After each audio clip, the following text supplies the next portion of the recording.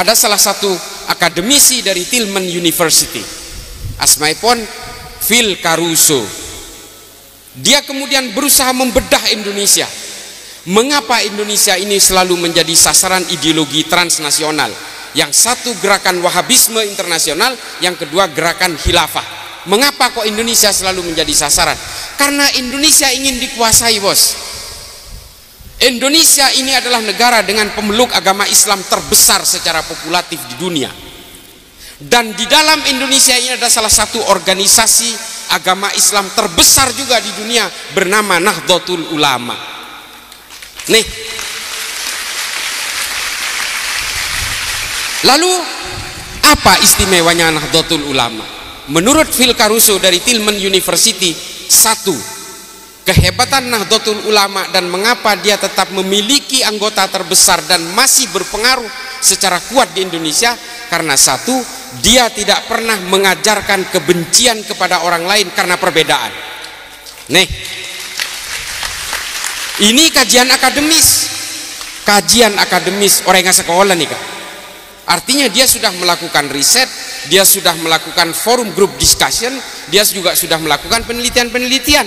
Lalu yang kedua, mengapa NU ini menguat? Yang kedua adalah Nahdlatul Ulama tidak pernah punya riwayat untuk melawan negaranya sendiri. Lo toman abrontak de negara tibi lo toman NU nih, Kak. Masumi toman, NII, oh napa boleh, NII ini kah Andi Aziz di Makassar, Kahar Muzakkar di Banjarmasin, Kartosuwiryo di Tasikmalaya, aduh berontak saja nih kah. Tambah dengan gerakan-gerakan Wahabi, oh godang ngah, Jamaah Islamiyah, Jamaah Ansaruddaullah, Jamaah Ansarus Syariah, Abdullah Sungkar, Abu Bakar Ba'asir, Oman Abdurrahman, Wahabi saja nih kah. Situ meletup bom dari tahun 2000 kantos 2009, nih kah Wahabi saja. Orang Wahabi ini kalau poron makai pada Islam mau pita yang gep kaper, jadi lo peduli nih kah meletup bom di pasar lebih meletup, karena dia memang tidak menganggap bahwa kita ini juga Islam. Nih kan nih bahaya nah ajaran-ajaran yang berbasis takfir nih kan.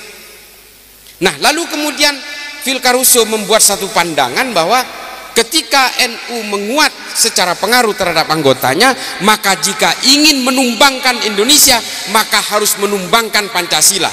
Kalau ingin menumbangkan Pancasila, harus menumbangkan NU. Kalau NU sudah tumbang, Muhammadiyah akan tumbang dengan sendirinya. Ini pengamatan-pengamatan akademis. Jadi mangken nikah anapa sasaran Salafi Wahabi nikah Madura. Pola nama Madura nikah menabi orang Madura ditanya akin agama apa? NU. Agama apa? Bani Islam NU. Saking fanatik ada NU. Lalu kemudian Madura ini menjadi sasaran utama. Densus melakukan penangkapan di Sumeneb kira-kira 3-4 bulan yang lalu. Nih kan nih orang Sumeneb. Wahabi bani NU makin orang Sumeneb. Dari situ kemudian mulai dipetakan bahwa gerakan-gerakan Salafi Wahabi ini kemudian betul-betul ingin menyasar Madura. Kelompok Jamaah Islamiyah juga ingin mendirikan mikro khilafah di Pulau Kangean. Mereka sudah punya aset kurang lebih 350 hektar untuk membangun negara sendiri di sana. Untungnya Densus 88, teman-teman dari Densus melakukan penangkapan lebih dini dan hingga hari ini sudah disita asetnya sebagian. Lalu apakah Densus menangkap ini karena mereka beragama Islam? Tidak. Orang-orang ini ditangkap karena mereka ingin melakukan teror dengan atas nama Islam. Beni polana Islam saya pakai Densus nikah beni. Napa Densus nikah? Seandainya Densus ingin menangkap orang Islam, jumlahnya belum tentu 2000 hari ini. Densus melakukan penangkapan dari tahun 2000 hingga tahun 2022 ini jumlahnya kurang lebih 2039. Kalau Densus ingin menangkap orang Islam, jumlahnya nggak segitu, ratusan juta pasti, atau puluhan juta. Tapi yang ditangkap ini adalah orang-orang yang berusaha menunggangi Islam untuk melakukan aksi-aksi kebencian dan kekerasan. Tujuannya apa? Menumbangkan negara ini. Tujuannya apa? Supaya mengganti berbagai tatanan-tatanan politik di negara ini, sehingga apa kemudian? Sehingga seluruh orang Indonesia ini bisa disamakan dengan dia. Tidak boleh lagi ada perbedaan. keinginan-keinginan supremasis dan ingin menghomogenkan seluruh orang Indonesia ini memang tipikal dari kelompok-kelompok Khawarij. Kata siapa ini? Kata Ibnu Khaldun dalam Al-Muqaddimah.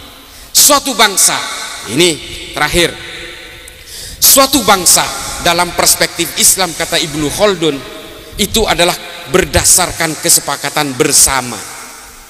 Banyak nih kah menabi insyaallah santri harus mecah nikah kitab Ibnu Khaldun Al-Muqaddimah nikah estona buku pendahuluan, kitab aslinya nikah Al-Ibar, cuma lebih terkenal Al-Muqaddimah. Kenapa?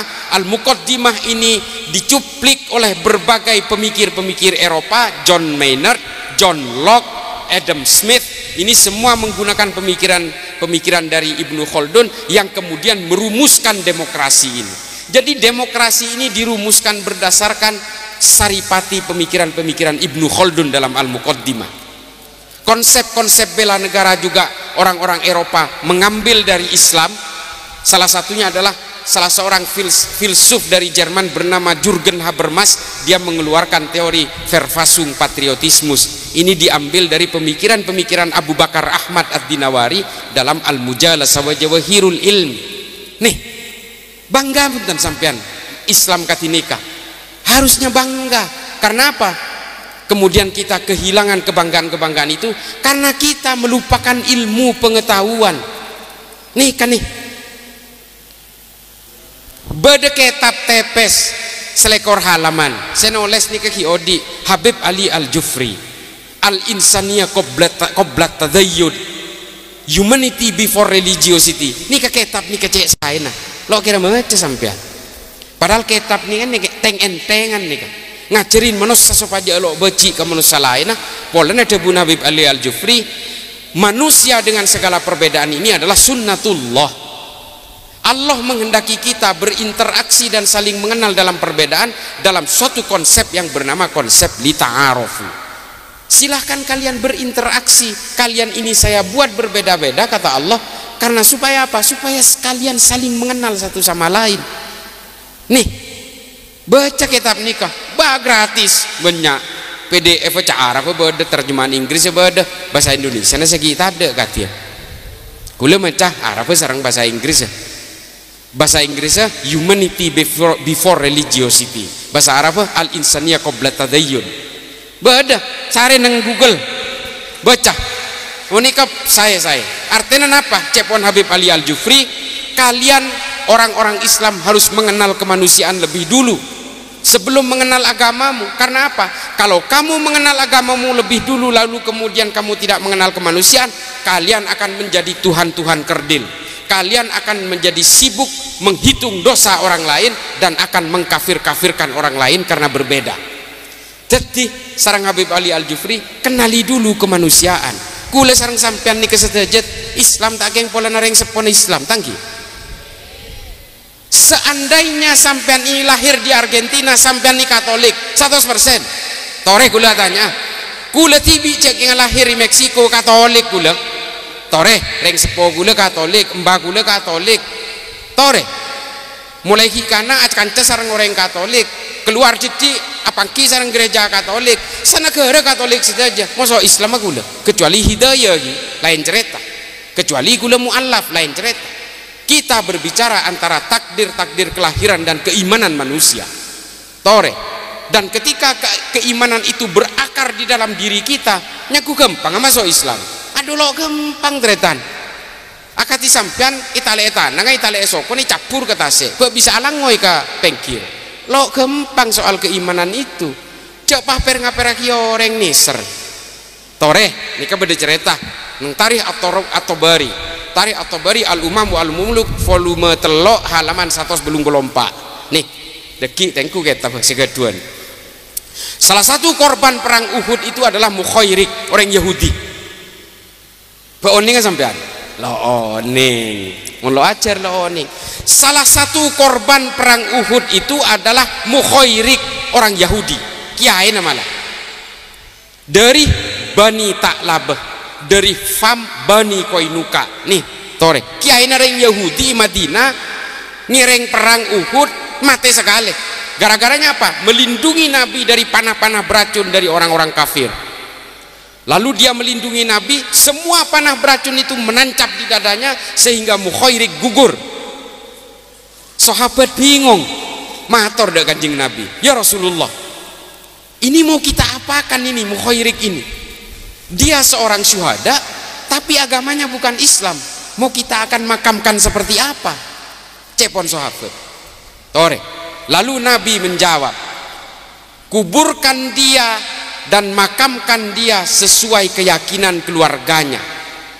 Urusan sorga dan neraka biarlah Allah yang akan memutuskan.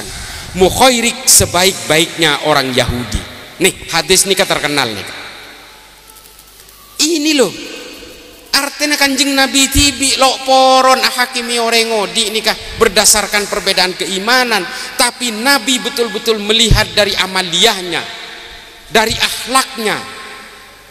Non glanon nika persoalan takdir engki saya lindungi Kanjeng Nabi neng perang Uhud nika orang Yahudi. Coba seandainya Mukhairik nika lo poron ngedeng panah nika pahdepak do Rasulullah, sejarah akan berkata lain. Sengadeng benireng Islam sekali tore. Dan pada akhirnya apa? Harta Mukhairik setelah Mukhairik gugur menjadi dimakamkan, ditemukanlah surat wasiat. 75% kurang lebih 75% harta saya berikan kepada Rasulullah. Jadi telo pra pada nikah hera-hera dunya na Mukhairik nikah parengaki da Rasulullah. Lalu Rasulullah membuat Baitul Mal pertama di Madinah. Baitul Mal pertama di Madinah ini dari uangnya Mukhairik orang Yahudi. Lo ning sampean melo ajar. Ah nikah wallahu a'lam. Cuma tarikh At-Tabari nulis nikah, Ibnu Mas'udi nulis nikah, Tarikhul Khulafa menceritakan meskipun tidak detail, tapi semua kitab sejarah hampir menceritakan ini. Nah, Tarikh At-Tabari menceritakan ini di volume 3 halaman 184 dalam bab Al-Umam wa Al-Muluk. Nih aku lah ajar sejarah jadi dan kula nikah oning. Nah jadi kewajiban dan kula nyampean kula benih kengang ke orang Yahudi nikah wah manu syuhada benih kula ingin menceritakan di sini ada dua makna. Satu, bahwa Nabi betul-betul menghargai bela negara. Perang dengan orang-orang kafir Quraisy ini bukan perang agama. Kalau perang agama Nabi tidak akan melibatkan orang-orang kafir, benih orang-orang kafir. Nabi tidak akan melibatkan orang-orang Yahudi dan orang Nasrani. Tapi karena ini adalah perang bela negara, maka Nabi mewajibkan kepada siapapun, agamanya apapun, sukunya apapun, nikah bela negara. Nah, orang yang bela negara tidak ada dalilnya dalam Islam, pah bitak mata nah. Baca sejarah nikah. Beda bola nah. Nih kan ini dalil nih. Makanya ajar mungkin karo ilmu ki rek kering lejen dia anu kan lejen dia sengkek. Kula cek saking ngate. Menceng orang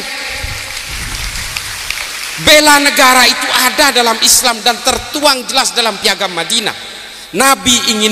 Nabi Muhammad ingin berbagi dalam kemakmuran, dalam bahagia maupun duka. Makanya ketika diserang oleh orang-orang kafir Quraisy, Madinah ini kemudian Nabi mewajibkan siapapun harus terlibat dalam perang. Termasuk orang Nasrani, termasuk